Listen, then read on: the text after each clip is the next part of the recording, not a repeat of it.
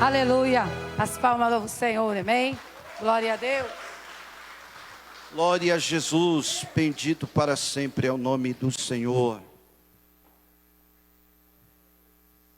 Glória a Deus. Amados, hoje, no texto que lemos, como todos pôde perceber, fizemos a leitura no primeiro livro da Bíblia e concluímos com a leitura do último livro da Bíblia.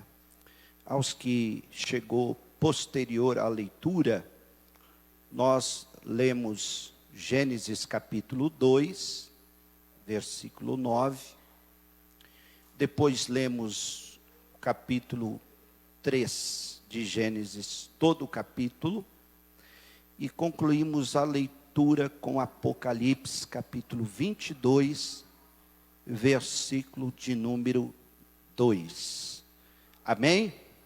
Para que os irmãos possam aí estar dentro do raciocínio daquilo que, com o favor de Deus, vamos estar ministrando. Antes, porém, deixa eu concluir as apresentações. Está aqui a missionária Edna, amém? Que eu penso que todos, se não todos, a maioria já a conhece.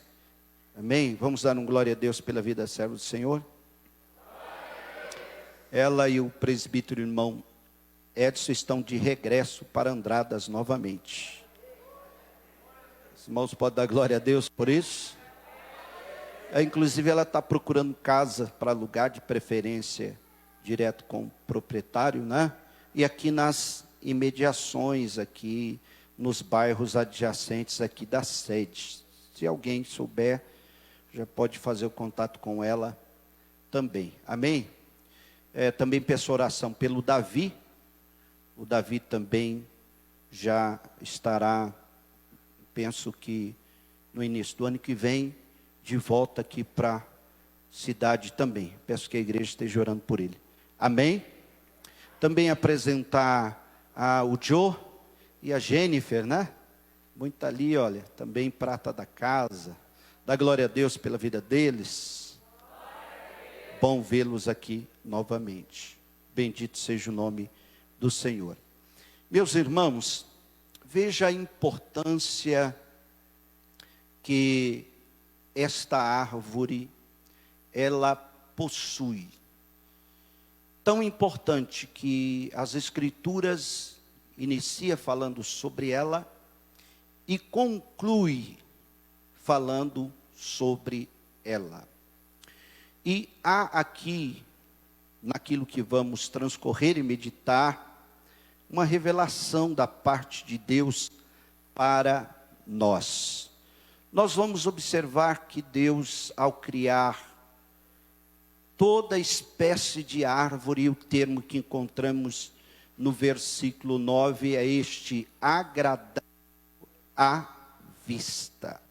Esse é o termo que faz referência a toda espécie de árvore que Deus criou e colocou no jardim.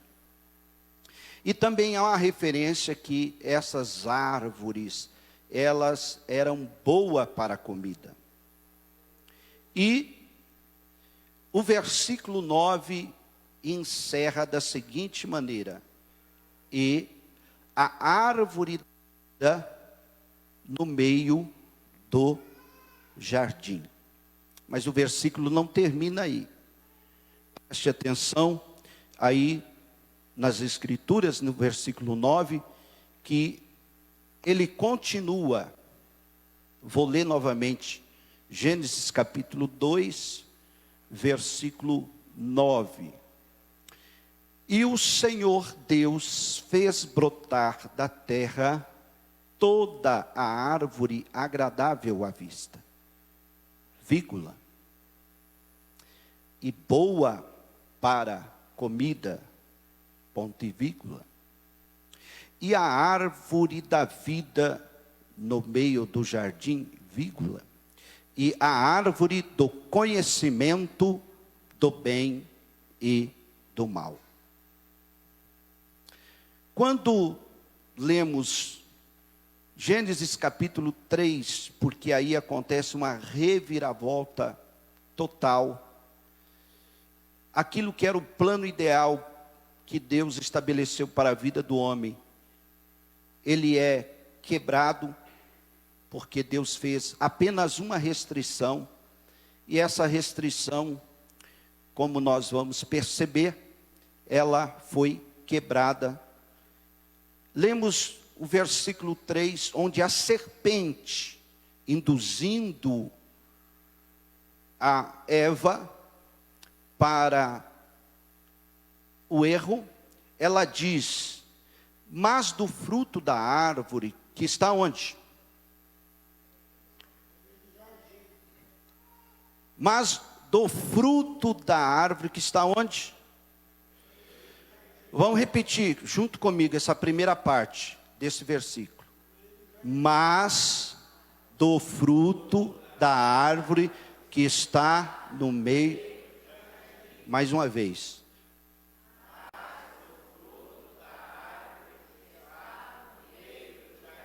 Muito bem. Disse Deus: não comereis dele, nem nele tocareis, para que não morrais. Muito bem. Amados, a expressão hebraica para a palavra no meio do jardim é Betor Hagam, ou seja, que significa o centro das atenções. Essa é a definição da palavra no hebraico para no meio do jardim. Então percebemos aqui, olha, Gênesis capítulo 2, verso 9, com paralelo com o versículo 3, nós encontramos aqui, com a descrição, no meio do jardim. Aí a gente olha para o verso 9 do capítulo 2, e a gente olha para o verso 3 do capítulo 3, e parece aqui um paradoxo. A ideia que nós temos, mediante essa leitura, é que parece que Deus quis confundir o homem, parece que Deus, na leitura que nós acabamos de ler, parece que Deus coloca no jardim, no meio, o centro das atenções, a árvore da vida, mas perceba no verso 9, que dá a entender que a árvore da ciência do bem e do mal, ela estava também aonde? No meio do jardim. No meio do jardim. A palavra árvore da vida no hebraico significa Etz Haim, que significa vida eterna.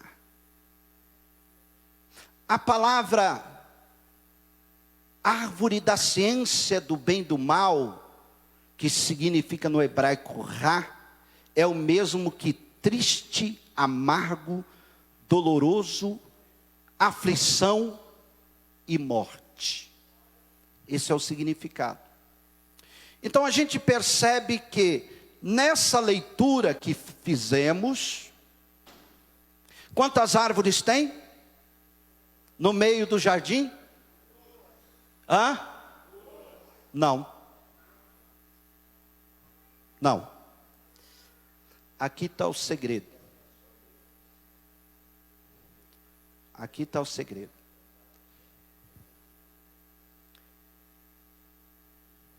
O versículo 9, verso-chave para o entendimento. E o Senhor Deus fez brotar da terra toda árvore agradável à vista, e boa para a comida, e a árvore da vida no meio do jardim, vírgula, e a árvore do conhecimento do bem e do mal. Nós vamos notar aqui que quando Deus estabelece a proibição para Adão, ele diz o seguinte, que o fruto não era para ser comido. Veja o que a serpente diz para Eva, versículo 3 do capítulo 3, vou ler de novo. Mas do fruto da árvore que está onde? Isso aí. Disse Deus, não comereis dele, nem tocareis, para que não morrais.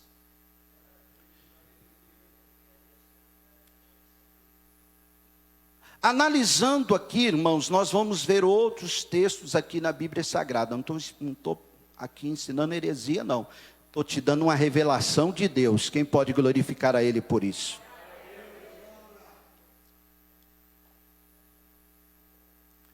O fruto que era proibido, ele dava ao homem a ciência do bem e do mal. Então ele não podia comer, não podia tocar.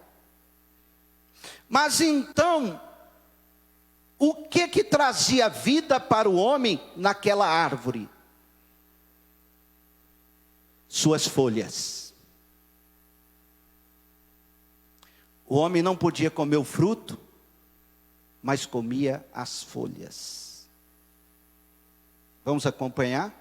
Ver se tem fundamento bíblico nisso aqui. Olha o que diz o versículo 2 de Apocalipse 22. Olha o que diz. Apocalipse 22, verso 2. No meio da sua praça, de um lado do rio, estava a árvore da vida, que produz 12 frutos, dando seu fruto de mês a mês. Mas a ordem aqui não é para comer os frutos. Olha aqui. E as folhas da árvore são para a saúde das nações. O que o homem tinha que comer? As folhas. O fruto não podia tocar. Então a árvore da vida e a árvore da ciência do bem e do mal era a mesma coisa. Era uma árvore só. Não tinha duas árvores. Era uma só. O que produzia vida? Folhas. O que produzia morte? O fruto.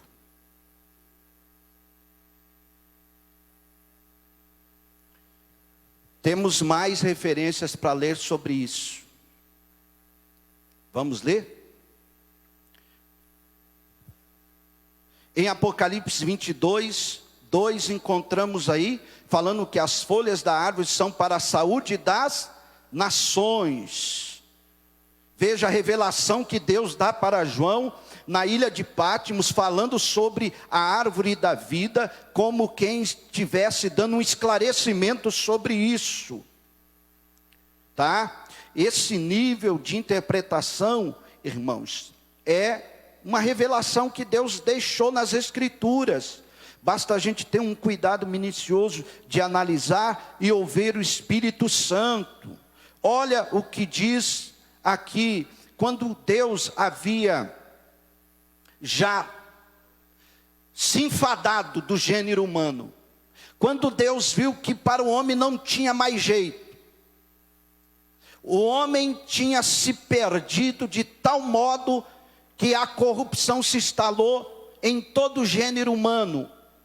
E aí o que Deus fez? Procurou Noé.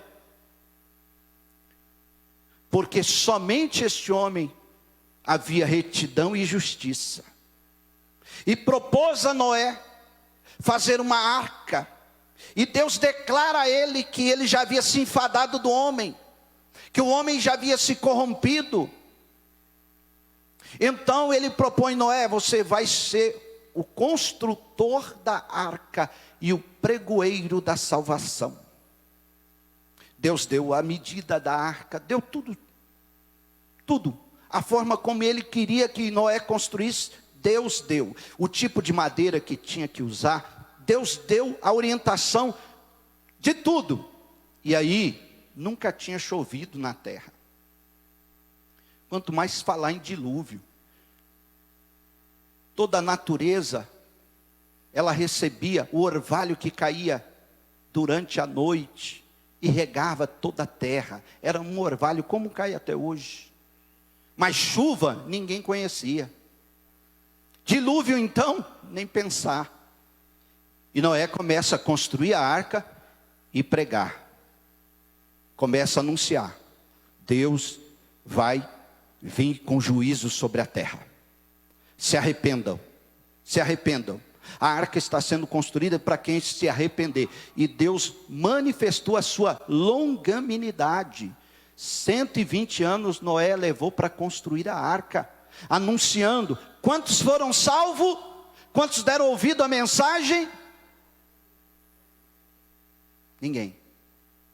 Só Noé e a sua família com os animais entrou na arca. Nenhum ser humano deu ouvido. E Deus teve o cuidado de fechar a porta, porque se ele deixa Noé encarregado de fechar, ele ia abrir ainda para muita gente que estava se afogando querendo entrar na arca. Então veja, a longanimidade de Deus é grande, mas quando ela termina, o juízo é eminente e sem piedade. Então a arca fluía sobre as águas. Durante quanto tempo a arca ficou sobre as águas? Quanto tempo levou para que as águas baixassem?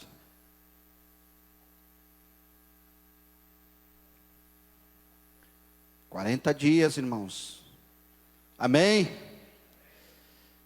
Uns ficou assim, 40. Quando as águas começaram a baixar, presta atenção. Noé primeiro enviou o quê? O que ele enviou primeiro? Qual tipo de pássaro? Um corvo. O corvo voltou? Não. Por que que o corvo não voltou? Por causa dos cadáveres. As águas não tinham baixado. Depois, Noé solta uma pomba. Vamos ler aqui, Gênesis capítulo 8, versículo 11. Olha que interessante. Olha aqui. Está aqui na tela, irmãos. Ó, vamos ler junto? Me ajude aí. E a pomba...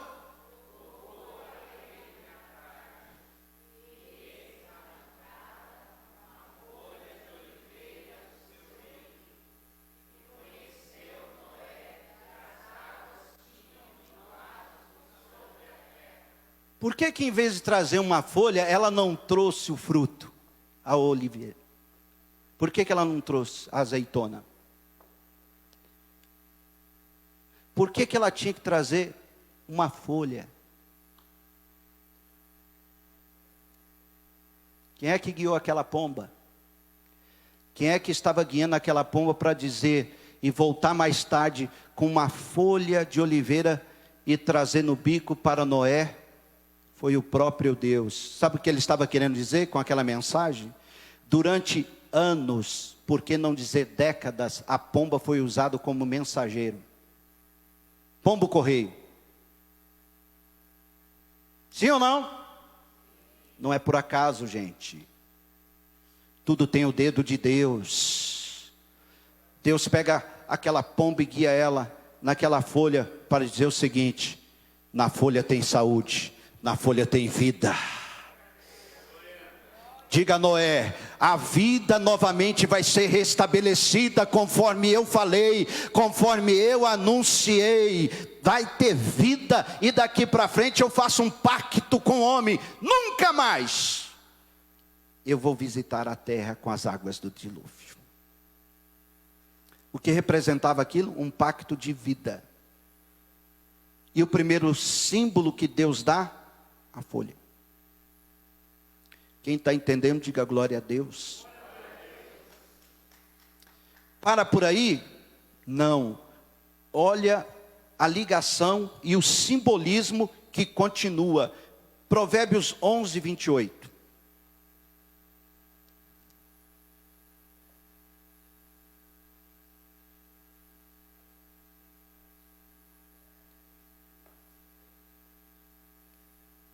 Provérbios 11, 28. Vamos ler. Olha aqui, vamos ler junto? Me ajudem, vamos lá. Aquele...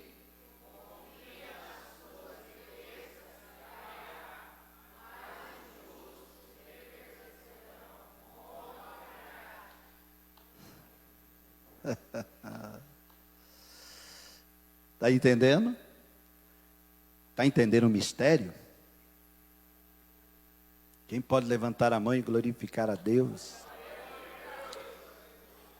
Outro texto bem claro, esse é claríssimo e faz aqui coro com Apocalipse 22, 2, que também é um objeto de revelação dado ao profeta Ezequiel. Ezequiel capítulo 47, versículo 12. Ezequiel 47, 12.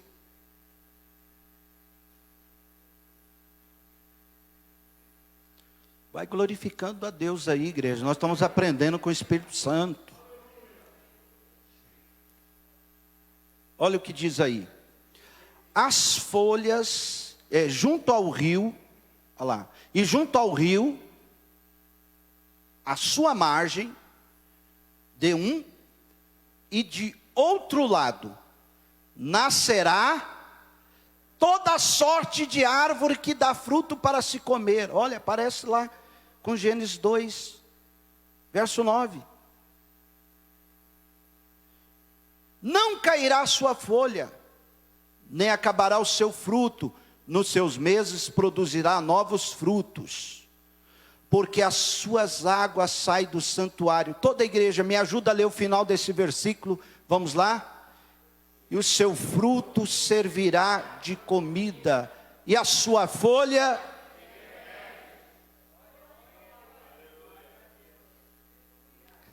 Você pode glorificar a Deus? Bendito para sempre seja o nome do Senhor.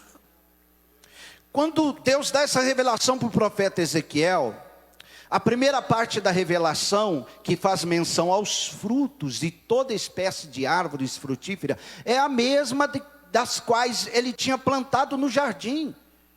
Nós lemos, e fez o Senhor Deus todo tipo de árvore agradável à vista, que possuía frutos e servia para comer, mas não estava relacionado à eternidade. Amém? O que está relacionado é isso que Deus dá como revelação ao profeta Ezequiel, é o que Deus dá como revelação a João na ilha de Pátimos, onde fala da folha, que é o remédio para as nações, cura, restauração, vida e vida plena, saúde integral. Quem pode adorar a Deus por isso? Outra menção, Êxodo, capítulo 12, versículo 8. Deus estava preparando o seu povo para sair da terra do Egito.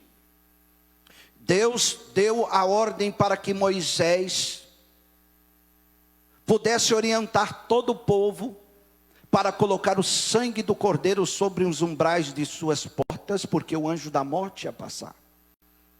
E ali ele institui a Páscoa, a primeira Páscoa que Deus ordena a Moisés celebrar com os pães asmos, os pães sem fermento, e eles deveriam comer ervas, folhas.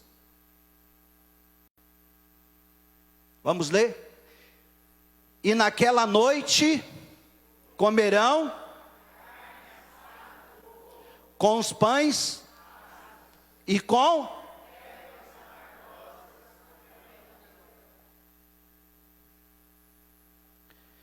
Quem está entendendo, diga glória a Deus. O que representa essas ervas, essas folhas, o que elas representam? Diga comigo: redenção, salvação, restauração, saúde. Quem pode levantar a mão e adorar o nome do Senhor? Irmãos, Tudo Deus deixou escrito e revelado nas suas escrituras, mas tem várias coisas na natureza que Deus deixou o dedo dele apontando, ó, isso aqui liga com aquilo que eu falei na minha palavra aqui, ali, isso aqui, Deus vai apontando um caminho. Quantos aqui já foram curados, que estavam enfermos e foram curados tomando chá de folhas de árvores, independente se é amarga ou não? Quantos aqui? Então, você está entendendo o mistério? Pergunta para quem está ao teu lado, você está conseguindo entender o mistério?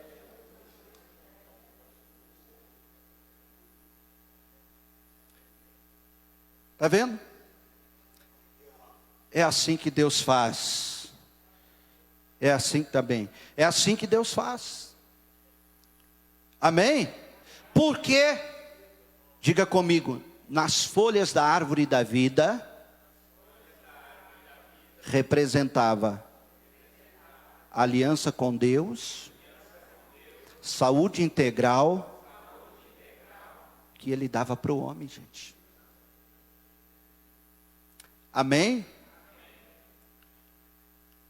Vamos continuar? Tem mais.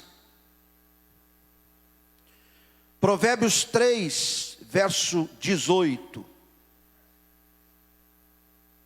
Aliás, vamos ler antes o versículo 1 e 2.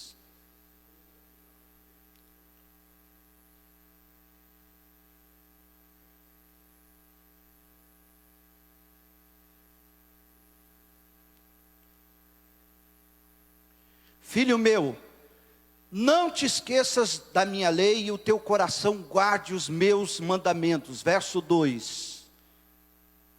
Porque eles aumentarão os teus dias e te acrescentarão anos de vida. Percebe aquilo que Deus está falando através deste versículo? Quer ter saúde, quer ter anos acrescentados de vida e de paz, o que você tem que fazer? Não esquecer a lei e guardar os mandamentos do Senhor no teu coração. Agora olha o versículo 18. Olha lá. Vamos ler junto? É o que, irmãos? Bem alto, vamos lá. É o que?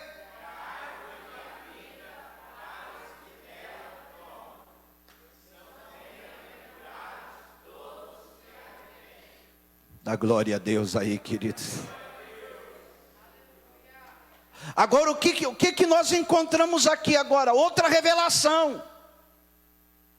Qual é, pastor? A palavra é árvore da vida. Às vezes ela é amarga, porque ela bate contra o meu e o seu pecado, mas ela cura, restaura, vivifica e nos coloca em pé em santidade diante de Deus. Quem pode levantar a sua mão e glorificar o nome do Senhor por isso?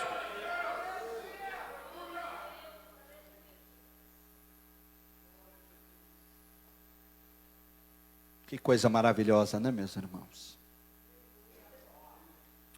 Deuteronômio capítulo 11, olha só, o que Deus faz ao se mover através dessa palavra para o povo de Israel. Deuteronômio 11, 26 a 28.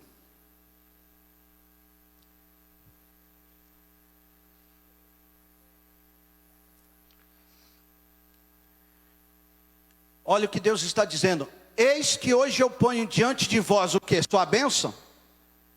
Sua bênção? Sua bênção?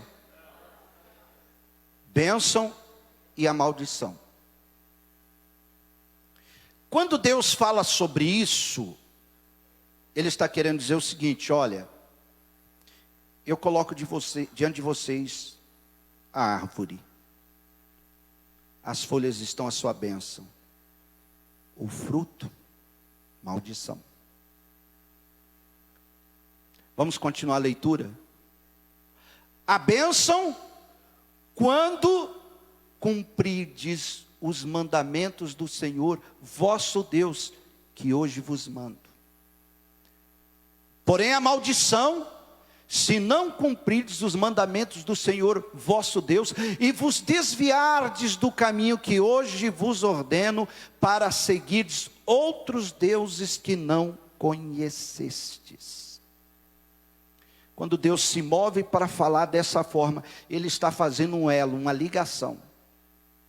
Então aprenda que as Escrituras, ela não fala só sobre bênção. Não.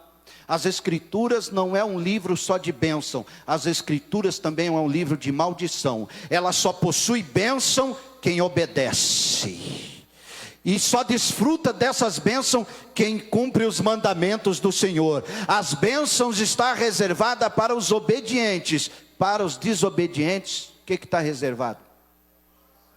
Maldição. Mas pastor, Deus não é amor? É claro que Ele é amor, só que Ele também é justiça. Quando Deus percebe que não está tendo interesse nos corações das pessoas de ter reciprocidade, gratidão por aquilo que Ele fez, então a maldição vai acompanhar a pessoa. Amém? Agora, olha o que Paulo fala, já estou encerrando. Quem pode glorificar a Deus por tudo quanto está recebendo dele? Olha, Paulo, ele vai fazer um paralelo muito interessante. Em 2 Coríntios capítulo 3, versículo 6.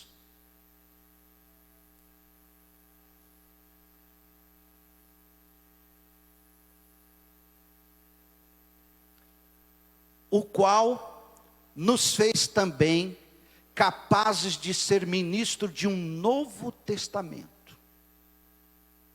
Não da letra, diga comigo, conhecimento. Mas do Espírito. O que a letra faz? E o Espírito. O que é conhecimento? O fruto que Adão e Eva comeu fez com eles. Morte. A sugestão da serpente, que continua sendo a mesma até hoje. O diabo continua sugerindo. Ele todo dia vem na mente do crente sugerindo coisas. Todos os dias. Para tentar tirar o crente do caminho e de uma vida no Espírito. Ele vem sugerindo. Qual foi a sugestão da serpente? Certamente. Se você comer, você vai ser igual a Deus. Sabendo o bem e o mal. Diga comigo, conhecimento. Você já parou para pensar que as pessoas que mais erram, as pessoas cultas, inteligentes, as pessoas que estão no cenário político, em outros cenários aí, empresários, classes sociais, as pessoas que são muito inteligentes, têm muito conhecimento, são as que mais erram. Você já viu algum pobre envolvido em escândalo? Você já viu algum pobre sendo notícia de que ganhou fortunas em corrupção? Só quem? Rico. E o que o rico arrota? Inteligência, conhecimento, sabedoria, poder. E o que eles fazem com tudo isso? Erram um alvo, tropeçam nas próprias pernas, porque o conhecimento mata. Mas aqui está um povo que foi chamado para viver no Espírito. E o que o Espírito produz, igreja? Vida, e vida com abundância. Se coloque de pé no seu lugar, glorificando, exaltando o nome do Senhor. Olha, as pessoas dizem, não conheço a Bíblia. Conhece, verdade. Quantos não conhecem? Tem ou não tem entendimento? Até o diabo conhece. Ele conhece, só não obedece. Teme e estremece, mas não obedece. A sentença dele já está reservada. Muitos têm o conhecimento, mas o conhecimento, irmão, sabe o que Paulo diz quando ele descobre isso? O conhecimento que eu recebi só serviu para uma coisa, de esterco. Mais nada. Porque agora eu ando em espírito. E quem anda em espírito vive uma vida abundante. Quem caminha no espírito nessa terra desfruta das bênçãos, dos cuidados de Deus, da saúde de Deus. Quem entendeu o que o Espírito Santo falou nessa noite? Quem pode glorificar a Ele? Aleluia. Amém? Vamos orar?